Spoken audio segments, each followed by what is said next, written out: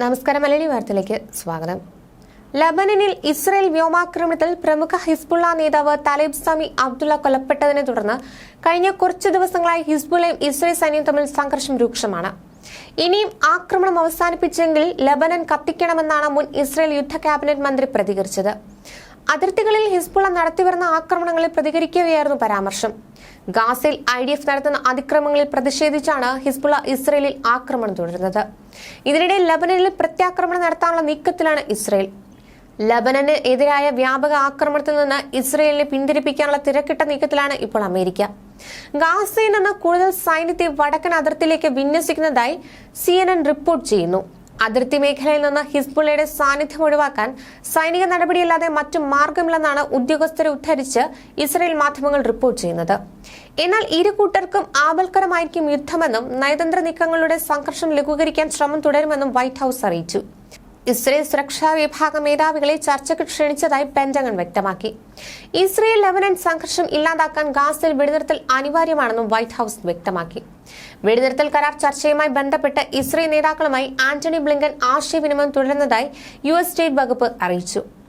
Israel ദേശീയ സുരക്ഷാ വകുപ്പ് മേധാവികൾ ഉൾപ്പെടെയുള്ളവരെ ചർച്ചയ്ക്കായി അമേരിക്കയിലേക്ക് ക്ഷണിച്ചു. US ദേശീയ സുരക്ഷാ ഉപദേഷ്ടാവ് ജേക്ക് സള്ളിവർ, പ്രതിരോധ സെക്രട്ടറി ലോയിഡ് ഓസ്റ്റിൻ എന്നിവർ ഇസ്രായേൽ നേതാക്കളുമായി ചർച്ച നടത്തും. ഗാസയിൽ മാത്രമല്ല ലബനന് നേരെ വ്യാപക ആക്രമണത്തിന് മടിക്കില്ല എന്നാണ് നെതന്യാഹു മുന്നറിയിപ്പ് നൽകിയിരിക്കുന്നത്. ഇസ്രായേലിനെ കൂടുതൽ തകർക്കാനാണ് നെതന്യാഹുവിന്റെ നീക്കമെന്ന് പ്രതിപക്ഷ നേതാവ് യായർ ലാപിഡ് കുറ്റപ്പെടുത്തി. ഇസ്രായേലിനെ പാഠം പഠിപ്പിക്കാനുള്ള എല്ലാ സൈനിക സന്നാഹങ്ങളും തങ്ങളുടെ പക്കലുണ്ടെന്ന് ഹിസ്ബുള്ള നേതാവ് ഹസൻ നസ്രല്ല താക്കീത് ചെയ്യുന്നു.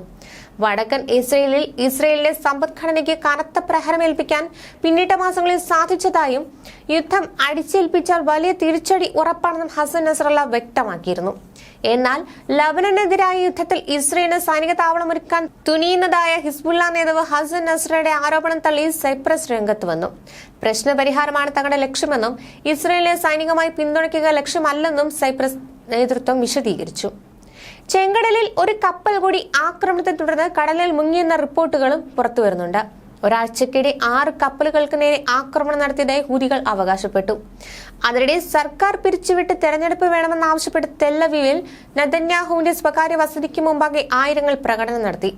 ഇസ്രായേലിനുള്ള ആയുധങ്ങൾ തടയുന്നതായി നെതന്യാഹുവിന്റെ പ്രസ്താവനയെ വിമർശിച്ച് അമേരിക്കയും രംഗത്ത് വന്നു.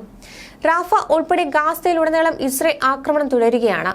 പിന്നിട്ട 24 മണിക്കൂറിനിടെ 35 പേർ കൊല്ലപ്പെടുകയും 100-ലേറെ പേർക്ക് പരിക്കേൽക്കുകയും ചെയ്തു. ഹമാസ് സൈനിക വിഭാഗമായ അൽ-ഖസം ബ്രിഗേഡ് നടത്തിയ ആക്രമണത്തിൽ 5 സൈനികർക്ക് പരിക്കേറ്റതായും ഇവരിൽ 2 പേരുടെ നില അതീവ ഗുരുതരമെന്നും ഇസ്രായേൽ സൈന്യം അറിയിച്ചു. ന്യൂസ് ഡെസ്ക് മലയാളി വാർത്ത.